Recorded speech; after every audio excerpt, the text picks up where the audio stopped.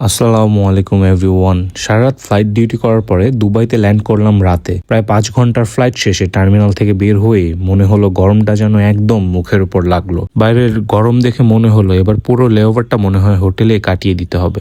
রুমে পৌঁছে প্রথমে অ্যাভোকাডো একটা জুস অর্ডার দিলাম, তারপর কাপড়গুলো এবং ইউনিফর্ম যা ছিল সব লন্ড্রিতে দিয়ে আমি চলে গেলাম ফ্রেশ হতে। কেবিন ক্রু হিসেবে প্রতিদিনই এক এক দেশের এক এক রকম আবহাওয়ার সঙ্গে মানিয়ে নিতে হয়। গতকাল ছিলাম রিয়াদে, খুবই শুষ্ক আবহাওয়া। আজ আবার দুবাইতে, এখানে ভয়ঙ্কর গরম, তার উপর নাইট ফ্লাইট, ঘুমের রুটিনও এলোমেলো। তাই স্কিন কেয়ারটা শুধু অ্যাকচুয়ালি আমাদের কাছে শখ নয়, এটা প্রয়োজন। এর মধ্যে অ্যাভোকাডো জুসটাও চলে এলো, জুসটা ধীরে ধীরে খেলাম।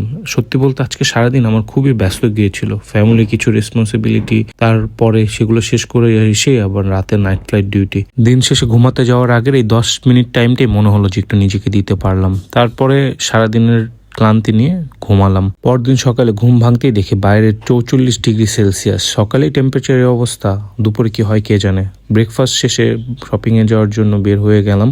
দুবাইয়ের একটা জিনিস আমাকে খুবই মুগ্ধ করে, এখানকার এসি ইকোসিস্টেম এত সুন্দর যে আপনি বাইরে প্রচন্ড গরম থাকলেও আপনি সবসময় কমফোর্টেবলি চলাচল করতে পারবেন।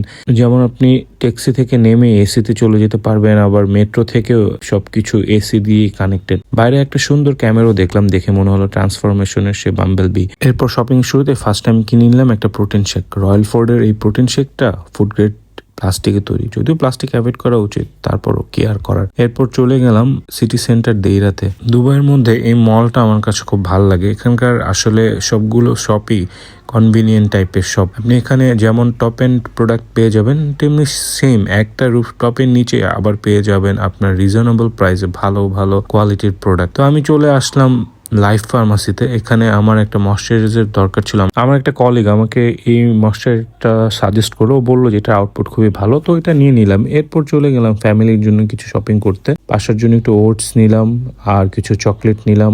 এরপর ফ্রুটস মার্কেটে গিয়েছিলাম অ্যাভোকাডো কিনতে। অনেকদিন পর দুবাইয়ে আসলাম, তাই কলিগদের সাথে একটু শপিং মলটা ঘুরে দেখলাম। এরপর ট্যাক্সি নিয়ে চলে আসলাম হোটেলের দিকে। দুবাইয়ের ট্যাক্সি ব্যবস্থার একটা জিনিস আমার খুবই ভালো লাগে, এদের ড্রাইভাররা কখনো কোনো বার্গেনিং করে না। আপনি যেখানে যেতে চাবেন ওরা ইজিলি যাবে। সো আমার ওদের ট্যাক্সি ইকোসিস্টেমটা খুবই ভালো লাগে। হোটেলে ফিরে শপিং গুলো একটু ক্রস চেক করে নিলাম। আজকে একটা ডায়েরি নেওয়া হয়েছে, ওয়াশ ব্যাগ নেওয়া হয়েছে, ওয়াটার বোতল নেওয়া হয়েছে, প্রোটিন শেকার নেওয়া হয়েছে, আর পরিবারের জন্য কিছু ওটস নেওয়া হয়েছে। তবে সব থেকে ভালো একটা ডিলে আজকে আমি একটা লং লাউঞ্জের ওয়াটার বোতল পেয়েছি।